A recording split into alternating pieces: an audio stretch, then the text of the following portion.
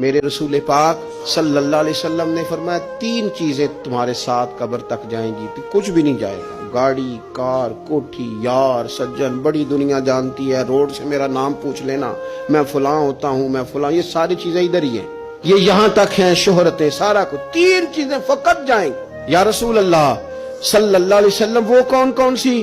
تو نبی پاک صلی اللہ تعالی علیہ وسلم نے فرمایا ایک علم نافع، اپنے علم سے کسی کو فائدہ دے جاؤ، اور دوسرا فرمایا نیک اولاد جو تمہارے پیچھے دعائیں کرے گی، اور تیسرا فرمایا صدقہ جاریہ، کوئی ایسا کام کر جاؤ جو تمہارے پیچھے جاری رہے، جس کا سلسلہ بنتا ہی رہے، جس کی بات ہوتی ہی رہے، یہ صدقہ جاریہ ہے، یہ تمہارے لیے ہمیشہ جاری رہے گا۔ وہ شخص جس نے کنواں کھدوایا، وہ جس نے قبرستان کو جگہ چھوڑ دی، وہ جس نے رستہ کشادہ کر دیا، وہ جس نے اپنی زمین مسجد کو وقف کر دی، وہ جس نے مدارس کے لیے جگہ دے دی، وہ جس نے مسجد کی تعمیر کرا دی، وہ آدمی جس نے غریبوں کے لیے آسانیاں پیدا کر دی، وہ شخص جس نے قرآن پاک کسی کو پڑھا دیا، پھر جس کو اس نے پڑھایا اس نے آگے پڑھایا، پھر اس نے آگے پڑھایا، وہ جس نے کسی آدمی کی جائز سفارش کر کے اس کو کسی مشکل سے نکال دیا، اور اس کی ساری اولاد اس کے لیے دعائیں کرنے والی بن گئی۔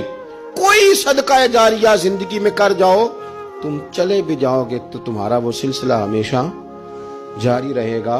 میرے عزیز، ضائع نہیں کریں وقت کو۔ میرے نبی پاک علیہ السلام نے فرمایا 2 چیزیں ایسی ہیں جن میں بہت سارے لوگ دھوکے کا شکار ہیں، انہیں غلطی لگ گئی 2 چیزوں کے بارے میں۔ 2 چیزیں، صحیح بخاری ہے، لوگ غلط فہمی کا شکار ہیں۔ 2 نعمتیں ایسی۔ یا رسول اللہ کون سی؟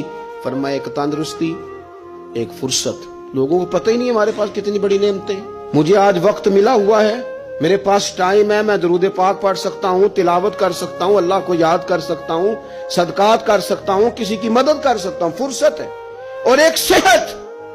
اور سجنوں، وہ لوگ بھی ہیں جو کرسیوں پہ نماز پڑھتے ہیں، وہ بھی ہیں کوئی سہارا دے تو وضو کرتے ہیں، وہ بیچارے بھی ہیں کہ جن کا دل کرتا ہے کہ مسجد جا کے نماز پڑھوں، لیکن اب آنے کی طاقت موجود نہیں رہی، اس سے پہلے ورنہ اوڑکتے دن آیا ہے محمد، انہیں ہور کڑی نو ڈوب جانا ہے۔ اپنی ڈائری کو کھول لیں، اپنی ترجیحات طے کر لیں، تسلسل سے اس پر محنت کریں،